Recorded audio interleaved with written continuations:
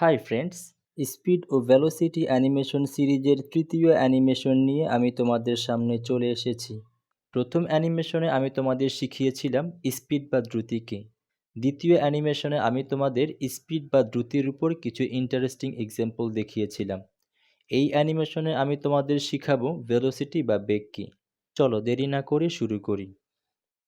Velocity বা বেগ হচ্ছে একজন ব্যক্তি বা বস্তুর 1 সেকেন্ডে অতিক্রান্ত সরণ, অর্থাৎ কোনো ব্যক্তি বা বস্তু 1 সেকেন্ডে যতটুকু সরণ অতিক্রম করবে তাই হচ্ছে তার বেগ।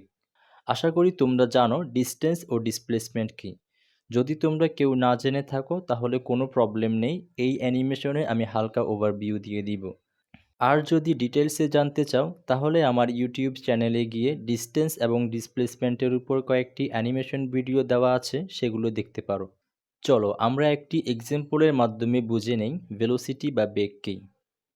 এই অ্যানিমেশনটির দিকে লক্ষ্য করো। এখানে একটি কার এ স্থান থেকে সি স্থানের দিকে যাচ্ছে। এ থেকে সিতে যেতে কারটি অতিক্রম করছে 6 metre plus 8 metre is equal 14 metre.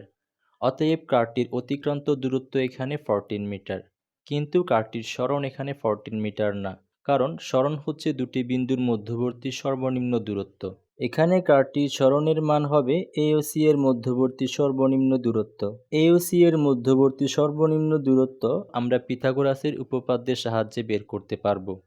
এখানে পিথাগোরাসের উপপাদ্য প্রয়োগ করে আমরা পাই AC is equal √6 square plus 8 square is equal 10 metre. সুতরাং এ ও সি এর মধ্যবর্তী সর্বনিম্ন দূরত্ব হচ্ছে এখানে 10 মিটার। যেহেতু কারটি এ থেকে সি এর দিকে যাচ্ছে সেহেতু কারটির সরণ হবে এ থেকে সি এর দিকে 10 মিটার।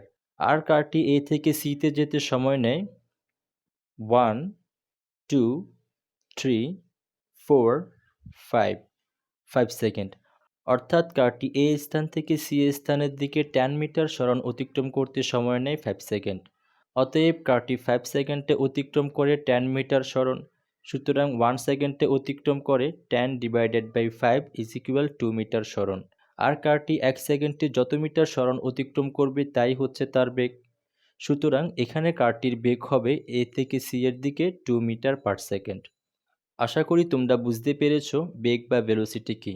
এরপরেও যদি তোমরা না বুঝে থাকো কোনো প্রবলেম নেই, আমি আমার পরবর্তী ভিডিওতে ভেলোসিটি বা বেগের উপর কিছু এক্সেলেন্ট এক্সাম্পল দেখাবো। এরপর ইনশাল্লাহ তোমরা আর না বুঝে থাকবে না। আজ এতটুকু, আল্লাহ হাফেজ।